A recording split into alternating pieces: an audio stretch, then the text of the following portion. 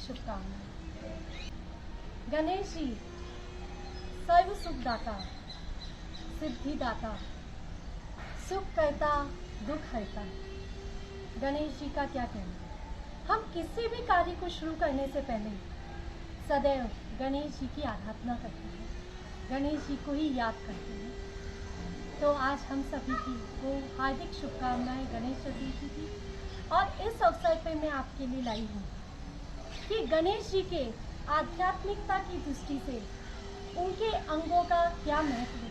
गणेश जी का सर बड़ा क्यों है, गणेश जी का पेट बड़ा क्यों है, कान बड़े क्यों हैं और आंखें छोटी क्यों हैं। आध्यात्मिकता की दृष्टि से हमारे जीवन में गणेश जी का क्या महत्व है। सर्वप्रथम हम बात करेंगे गणेश जी के सर की। गणेश जी का सर बड़ा क्यों है। गणेश जी बुद्धिमानों के बुद्धिमान कहलाए जाते हैं। गणेश जी की बुद्धि बहुत तीव्र है।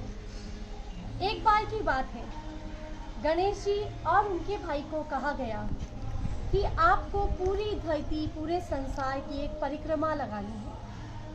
तब उनके भाई चल देते हैं संसार की परिक्रमा लगाने के लिए, और गणेश जी वहीं अपने माता पिता के चारों ओर परिक्रमा लगाना शुरू कर देते हैं। तो इससे हमें पता चलता है गणेश जी की बुद्धि कितनी तीव्र है। गणेश जी की आंखें छोटी क्यों हैं।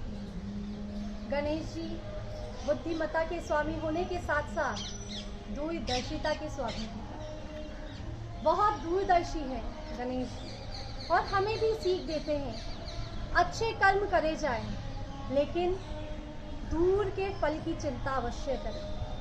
दूर के फल को देखते हुए अपने कर्मों को निर्वाह करते जाएं। यही दूरदर्शिता हमें उनकी छोटी आंखों से देखने को मिलती है। गणेश जी के कान बड़े और मुंह छोटा होता है। गणेश जी के बड़े कान हमें क्या सीख देते हैं कि सभी अच्छी बातों को ग्रहण करते जाओ, सुनते जाओ, सुनते जाओ, सुनते जाओ, और हमेशा कम और मीठा बोलो। जब हम अच्छी बातों को सुनने का प्रयास करते हैं और कम बोलते हैं, अच्छा बोलते हैं, मीठा बोलते हैं, तो हमारी प्रतिष्ठा में बहुत वृद्धि हो जाती है। तो गणेश जी के बड़े कान और छोटा मुंह हमें यही शिक्षा देते हैं। अब हम बात करते हैं गणेश जी की सूंड की। गणेश जी की सूंड क्या कहती है। गणेश जी की सूंड दो काम करती है। प्यार से किसी बच्चे को उठा भी सकती है और बड़े से बड़े पर्वत को, बड़े से बड़े वृक्ष को दो पल में गिरा भी सकती है। तो गणेश जी की सूंड हमें दो शक्तियों के बारे में बताती है कि जब जरूरत हो तो अपनी शक्ति का भी यूज करो, और जब प्यार करना हो प्यार से जीवन यापन करो। गणेश जी का एक दांत टूटा हुआ होता है, एक दांत पूरा होता है और एक दांत टूटा हुआ, इसीलिए गणेश जी को एक दंत भी कहा जाता है। गणेश जी का पेट बड़ा क्यों है। गणेश जी जो सभी अच्छी बातों को सुनने के लिए हमें ज्ञान देते हैं, अच्छे कार्य करने के लिए, अच्छी चीज़ों को ग्रहण करने का ज्ञान देते हैं। तो गणेश जी का पेट, बड़ा पेट हमें बताता है कि सभी अच्छी बातों को, अच्छी आदतों को अपने जीवन में समा लेना चाहिए। हम में इतनी क्षमता होनी चाहिए कि हम सभी अच्छी चीज़ों को अपने जीवन में समा लें। गणेश जी की चार भुजाएं दिखाई गई हैं। चार भुजाएं क्या दर्शाती हैं। चारों भुजाओं में अलग अलग अलंकार हैं। पहली भुजा जिसमें कटार है या चक्र दिखाया गया है, वो हमें प्रेरणा देती है कि अपने जीवन में आई हुई बुराइयों को हमें जीवन से निकाल देना चाहिए, अपने विकारों को काट देना चाहिए, दूर कर देना चाहिए। दूसरी भुजा में शंख है, और शंख हमें क्या कहता है कि अपने जीवन को उत्साह से, उमंग से, सकारात्मकता से शुरू करो, हर पल नया बना लो। कटार से अपनी नकारात्मकताओं को दूर करो और उत्साह से, सकारात्मक सोच से आगे बढ़ चलो। तीसरा हाथ जो कि देने की मुद्रा में दिखाई देता है, ये हाथ कहता है हमेशा देने वाला बनो, लेने वाला नहीं। हमेशा दान देने की प्रवृत्ति रखो, ध्यान देने की प्रवृत्ति रखो। सभी को प्यार दो और सभी का प्यार लो, और कुछ नहीं चाहिए जीवन में। चौथा हाथ दिखाता है, उनके हाथ में मोदक है। कभी हमने मोदक को उनके मुंह के पास नहीं देखा। ये मोदक हमें सिखाता है कि अपने जीवन में आई हुई मिठास को हमेशा संभाले रखें, उसे हाथों से या जीवन से छटकने मत दो। उस मोदक से हमें ज्ञान मिलता है कि अपने जीवन में आए हुई मिठास को, प्यार को संजो के रखा जाए।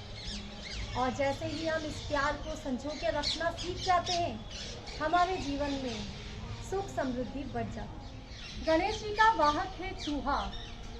चूहा बहुत चंचल होता है। चूहा एक पल भी कहीं टिक नहीं सकता, जिसे देखो काटने को दौड़ता है। वैसे ही हमारी इंद्रियां हैं, हम इंद्रियों को नियंत्रित नहीं कर सकते हैं, लेकिन गणेश जी ने अपने इंद्रियों को नियंत्रित करके कर्म इंद्रियों को जीत लिया है। और चूहा भी हमें यही निर्देश देता है, जैसे गणेश जी चूहे पर विराजमान हैं, वैसे ही हमें अपनी मन इंद्रियों को, हमारी कर्म इंद्रियों को नियंत्रित करना चाहिए। गणेश जी के एक पाँव ऊपर की ओर है और दूसरा पाँव कुछ नीचे की ओर है। ये हमें क्या दर्शाते हैं? गणेश जी के दोनों पाँव हमें दर्शाते हैं कि हमें संसार में रहते हुए भी सांसारिकता से दूर रहना चाहिए, विकारों से, मोह माया से दूर रहना चाहिए, ईर्ष्या, घृणा, लोभ सबको दूर रखना चाहिए। संसार में जीवन यापन करना है, लेकिन आध्यात्मिकता को ऊपर रखना है। गणेश जी की दो पत्नियां हैं, उनका नाम है रिद्धि और सिद्धि। ये हमें क्या दर्शाती है? जब हम अपने विकारों को दूर कर लेते हैं, जब हम आदर्शवादी जीवन जीने लगते हैं, दूरदर्शिता रखते हैं, अपने फल की चिंता करके, अपने कर्मों को नियंत्रित करके अच्छे कार्य करते हैं, तो हमें रिद्धि और सिद्धि मतलब सफलता और प्रसिद्धि अवश्य मिल जाती है। ऐसे ही गणेश जी के पास सफलता और प्रसिद्धि, जो कि उनकी रिद्धि सिद्धि पत्नियों के रूप में है, प्राप्त हुई।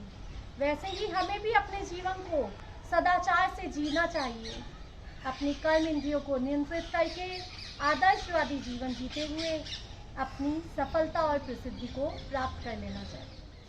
अंत में एक बार फिर से गणेश चतुर्थी की आप सभी को हार्दिक शुभकामनाएं और गणेश जी के चरणों में शत शत नमन वंदन।